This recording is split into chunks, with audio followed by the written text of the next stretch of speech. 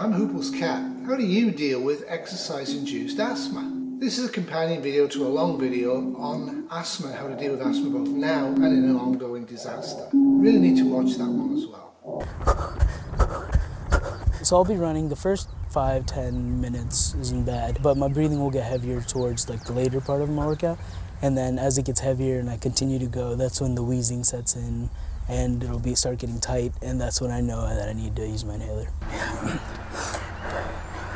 Albert knows all about inhalers. He has suffered from asthma since he was a kid, often having to use his inhaler as many as 4 times a day. The condition eased as he grew older, but returned his freshman year of college, but only during intense workouts. If I'm doing weightlifting, then I don't really need it. Mostly it's cardio. When I do cardio or play sports or anything like that, that definitely triggers it. As well as if I get sick, if I get a cold. Albert has what doctors refer to as exercise-induced asthma or exercise-induced bronchoconstriction. In the general population, asthma is increasing a lot. And if you look at Albert, there's probably quite a few modifiable factors he could do that would actually improve his control of his asthma. Going vegan, or at least stopping all dairy and meat consumption, will help both lose weight and to decrease asthma's severity and frequency. Losing the extra weight will decrease the work of the lungs. If you're in a socially economically disadvantaged group, such as an African American or a First Nations person, you're much more likely both to have asthma and also to have it severe. So exercise-induced asthma is when you have asthma-like symptoms such as shortness of the breath, coughing, tightness of the chest, when you exercise or when you exert yourself. A lot of times it's due to the air coming in because you're using your mouth more when you breathe, when you exercise.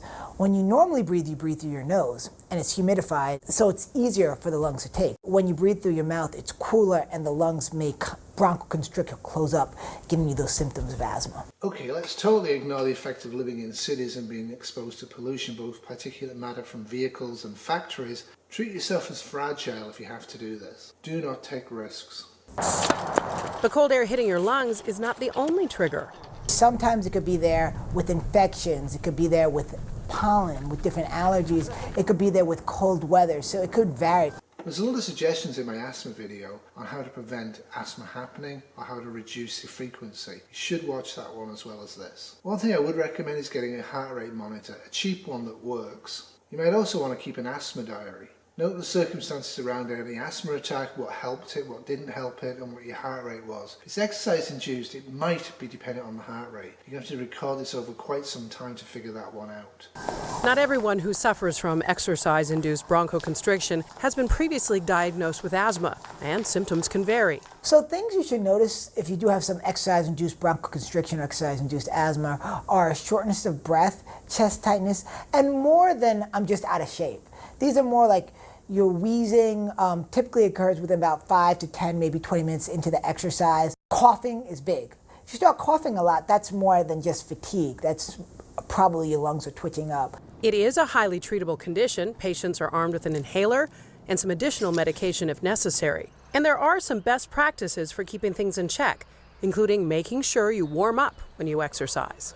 Please, please never ever stretch at the beginning of exercise. It's really bad for the muscles that are cold. If you're going to stretch, do it in the middle and at the end of exercise, when the muscles, the deep muscles, have warmed up. For exercise-induced asthma, just walk really slowly and slowly pick up the pace. Motivate each other, come on. Then Dr. Chaco advises, don't hold back.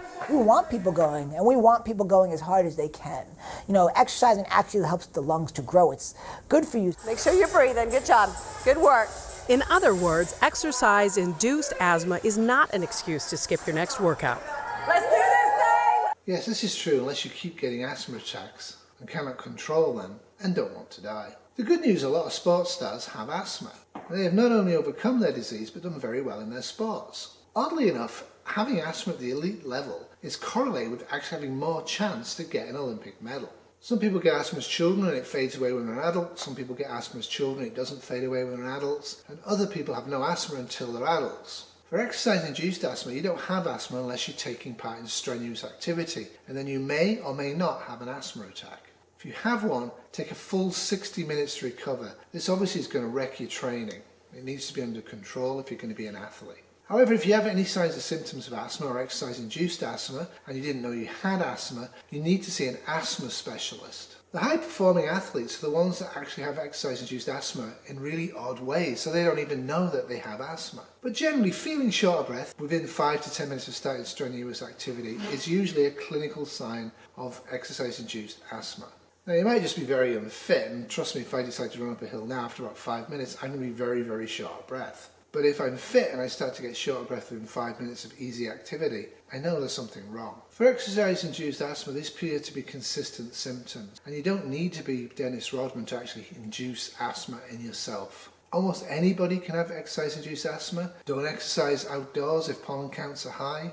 Don't exercise if it's cold. Don't smoke. Don't vape. And don't do harsh activities when you're sick. People focus on the warm-up, but they're doing stretches. What you need to do is get the heart moving slowly, get the heart speeding up slowly. So walking is a great exercise for that. What people forget to do is to cool down equally, spend the same time cooling down that you do warming up. So yeah, 1 in 8 people might have exercise-induced asthma. And elite level athletes, some of the sports have incidences of 1 in 4 of them have asthma. I hope you watched my long video. It has a lot of things in it that might help you prevent and mitigate asthma attacks. If you or someone has exercise-induced asthma and has an attack, use an inhaler immediately. Let them rest against you, be calm, keep them relaxed, stay with them.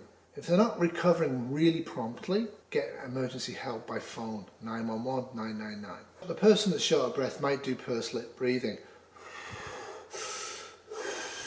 They might do that. A lot of asthma videos will tell you to encourage pursed lipped exhalation. Absolutely not. You've got crushed airways because of muscle spasm in other areas, so you're trying to breathe through a straw anyway. You purse your lips for asthma, you're making that worse. If they want to purse their lips because it feels good to them, fine. But don't tell them to do it. Tell them to breathe slowly, steadily, calmly.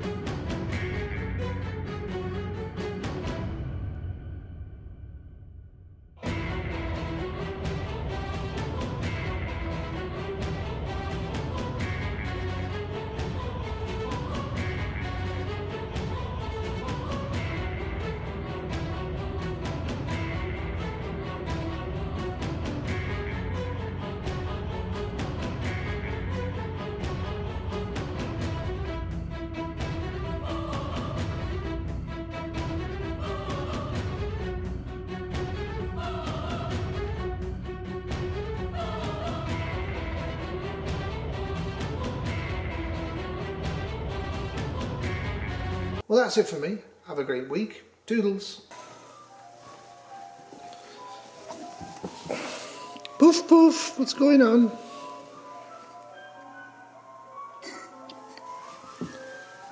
Good boy, good boy.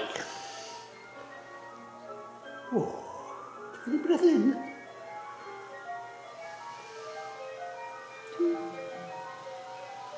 It's a weary sign.